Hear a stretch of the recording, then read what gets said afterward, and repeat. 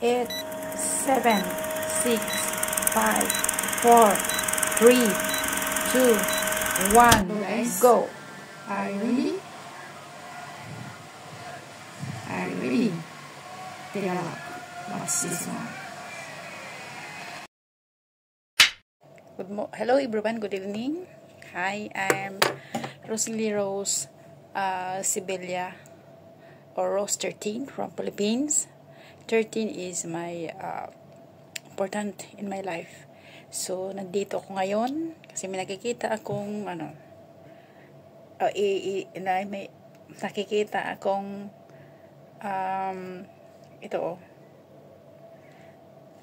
ito yung vlog ko. This is my personal vlog, Cell TV Rose Sibelia. So, okay. Share ko siya kasi nga yung followers ko ngayon ay umaangat. Doon itong personal vlog ko, nagiging 300 plus na siya. Saka i-engage ko at ayan, nag-work naman. Yung iba nag-follow back, yung iba hindi. So, it's okay, no problem. Pagkatapos, may nakita akong angry emoticon. So, tinignan ko siya. Tinignan ko yung angry emoticon. Andito. Kita niyo? So, tinignan ko siya. Pagkatapos ito, una kong tinignan itong angry. Pero guys, nakalock yung profile niya. Wait. Nag-hang up na itong isang phone ko kaya ganito siya. Nakalock yung profile niya, pero hindi siya pwedeng i-screenshot. Ayan, hindi siya pwedeng i-screenshot, guys. So, meaning, meron siyang connection. Okay? So, ingat-ingat kayong lahat na huwag kayong pabiktima sa mga taong hindi inyo kilala, na magpakilala na Prince Hamdan Pasa. Okay? Wala pong Prince Hamdan Pasa kasi ako biktima din ako dito. To be honest, Royal membership card is useless. Okay?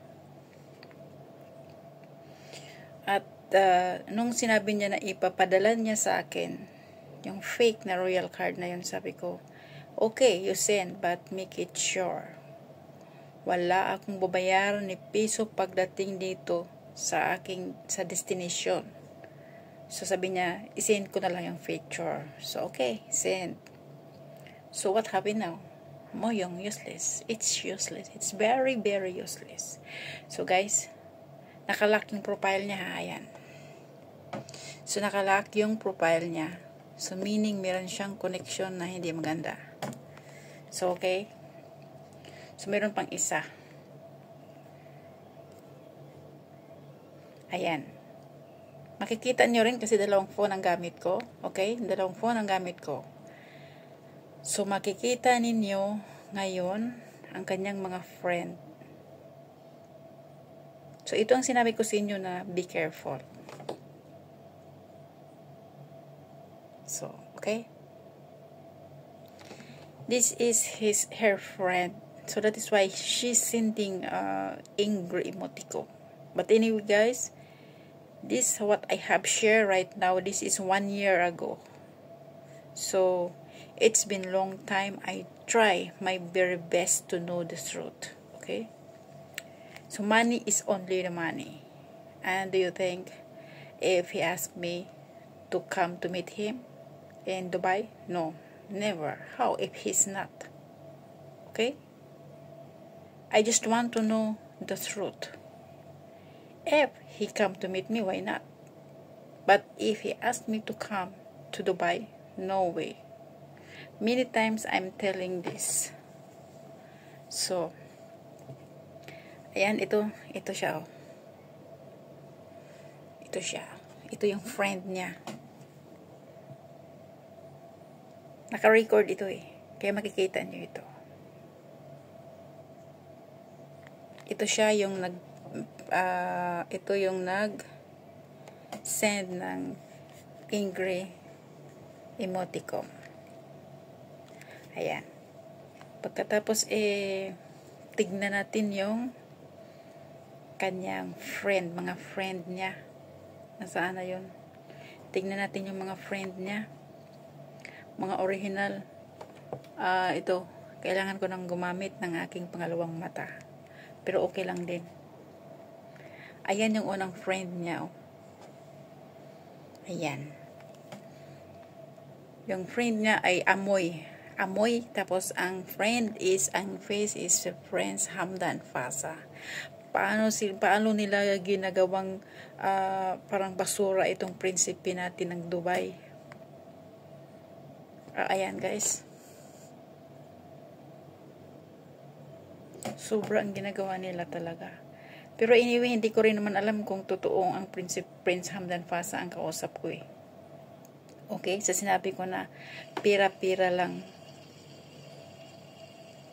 Yan. Ginamit pa talaga yung mga video ni Prince Hamdan Fasa tapos para maniwala ka. Ayan, Amoy. So guys, mamaya panoorin nyo ito kasi ano ko ito. Kasi kung hindi sila nagko-comment dito sa mga post ko or nagbigay ng emoticon na hindi maganda, hindi ko makikita ito. Okay? I cannot see it is everything if he didn't or she didn't send angry emoticon. So I want to know the truth. So that is why all of this is he used the name of Prince Hamdan Fasa, but the name is different. The name is Amoy. So okay.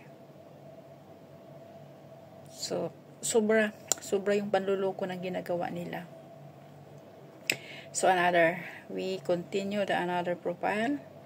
Kasi pagka Facebook account siya, hindi mo makikita ang page transparency ng account.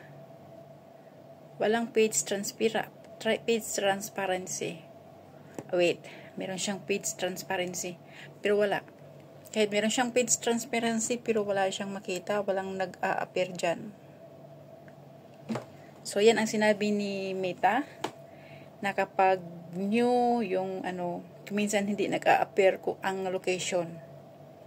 So, ginawa ko talaga lahat para malaman ang buong katotohanan.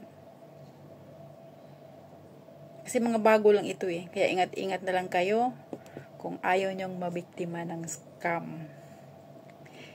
Okay? Ito pa. Meron pang isa. Muhammad Hamdan.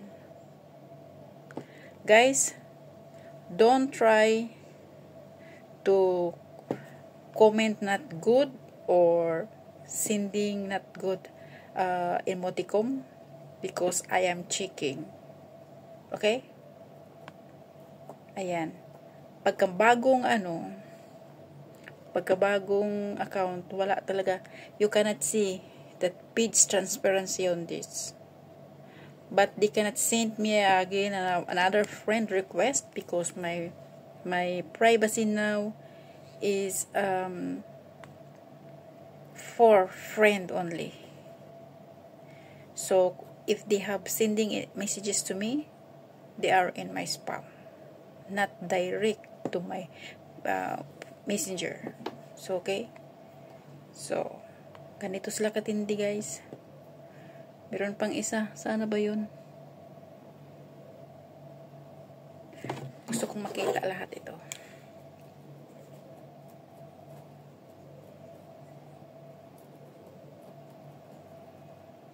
Bastos ito, bastos pa oh. Mga bastos pa talaga yung nila. Bakit hindi ito inaano ni Meta? Yan, ginagamit pa nila yung mga bata dito oh. Ayan. Bagong account ito, John 8 ang account na ito. Ayan.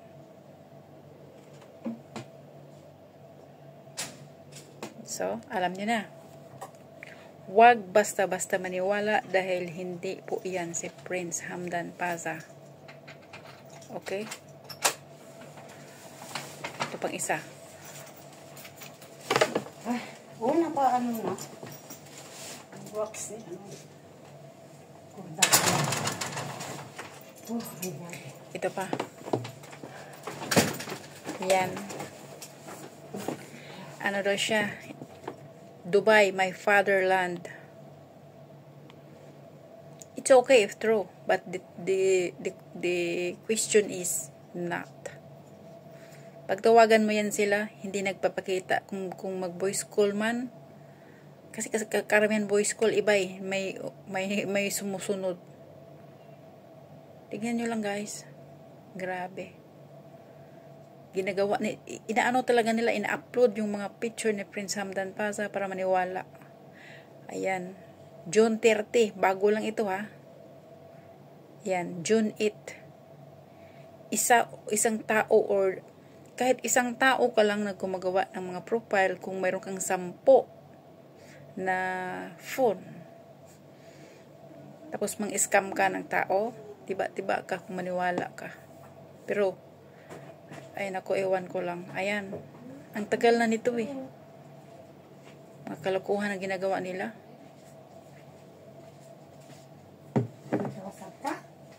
Naka-video.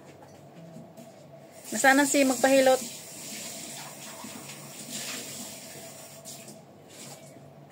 Kasi guys, kayong mga page account guys na dumaan dito sa akin noon, yung mga pinagpa-block ko kasi sinecheck ko yung mga abouts nila is yung page transparency nila is Nigeria. So, bakit ko pa sila ipapalo? Ayan, makikita nyo ito mamaya dahil naka-record ito. April 17 ang account na ito. So, kaya yan ang dahilan kung bakit nagbigay sila ng angry emoticon kasi hindi na sila kikita.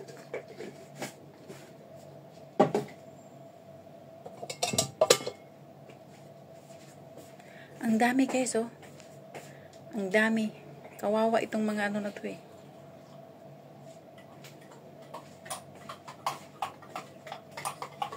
Oh, ang dami oh. Oo, dito. Ang dami ng tapos nakalock yung mga profile nila. Grabe itong mga taong ito. Kaya guys, wag na wag kayong maniwala dahil kawawa yung mga bulsa ninyo. Ito pa. Ang dami. Going to Oxford Circus, Central London. Lives in Dubai, United Arab Emirates. Kasi yung itong mga scammer nito, ang yayaman na nito.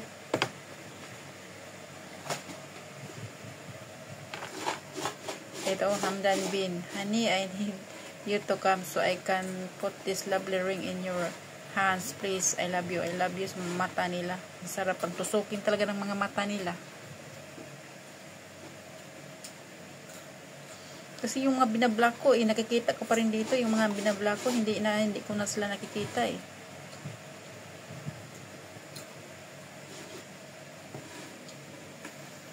Kaya buwisit ako nito. Pero antayin ko lang itong mag-message sila sa akin. Saka ko sila insultuhin. At yun, hindi na sila nagpapatuloy.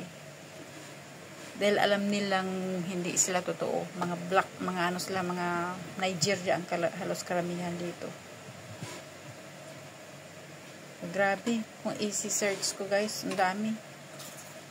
Pero sana mamulat din kayo sa buong katotohanan. Ayan, dami. Ito friend, ito nung nung babae na yun na nagbigay ng sa akin. Ayan, ang dami nila oh. Diyos ko. Ayan. So guys, follow me para maniwala, para hindi kayo mabiktima ng scams. Ang dami nito oh. Ang dami. Kung isa-isahin ko itong i-open, Diyos ko. Abutin tayo ng umaga. At yung signal namin dito, ayan. Ang dami. abutin tayo ng umaga kung isa-isahin ko ito pag ano. Pero wala itong page transparency kasi ito ay bagong account. Wala akong nakita na page transparency. Mga ganito lang. Makikita nyo yung mayabangan nyo. Yan. Lahat ng mga ano ko ay na-i-post ko sa YouTube. At sa YouTube ngayon ay wala na akong basher. Dahil marami nang namulat sa buong katotohanan. Kaya yan. Hamdan bin Al-Maktoum. May 19, 2015 got married daw. Normal.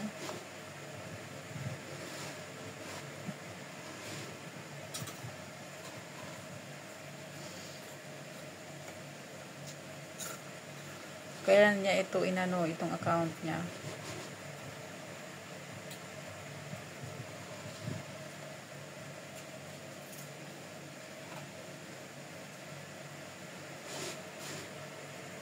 Oh, got married May 19, 2015. So, kailan lang siya nag-married doon sa napabalita na asawa niya, nakasi na yung arranged marriage ng tatay niya. Ano yun 2019 yun panahon ng COVID. So, dito, got married daw, 2015. Yan, isa na rin yung mga katalantaruhan nila, kaya huwag kayong maniwala. So guys, maraming salamat sa suporta, sa pagtitiwala na nandyan kayo lagi. Kung isa-isahin ko ito, ang dami, abutin tayo ng umaga. Kaya good luck na lang sa inyong lahat. Ito, ayan, ang dami. Makita nyo ito ang dami talaga, mga iba-ibang pangalan. Ayan, Diyos mio, Marimar. Ayan. Kung hindi siya nag-send sa akin ng angry emoticon, hindi ko ito makita. I cannot see this one if he give me the angry emoticon. So I check her profile. So this is what I have seen right now. So many, too much profile under the name of Prince Hamdan Pasa, and the other name is not him, but the profile photo is Prince Hamdan Pasa. So ingat kayong lahat para hindi kayo mabudol.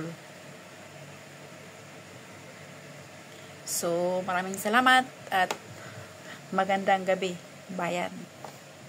Bye-bye.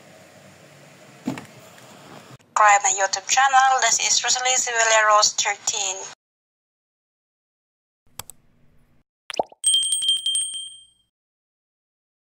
Like and subscribe Cell TV Rose 13.